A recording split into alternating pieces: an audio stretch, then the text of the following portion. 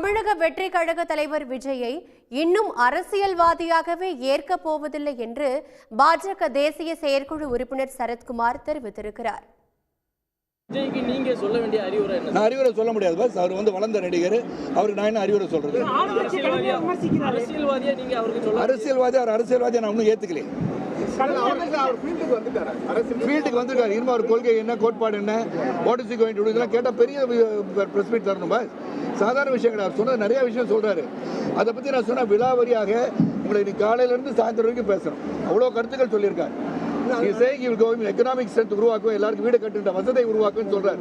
எப்படி நான் கேட்கிறேன், தமிழகம் 10 லட்சம் கோடி கடன்ல மீண்டு எப்படி வருவாங்க? How are you going to see to that 10 lakh crore அழிக்க போறாங்கன்னு முதல்ல சொல்லுங்க. Get some policies. Don't talk about people. அவ்வளவுதான். உடனுக்குடன் செய்திகளை தெரிந்து கொள்ள சன் நியூஸ் பெல் ஐகானை கிளிக் பண்ணுங்க.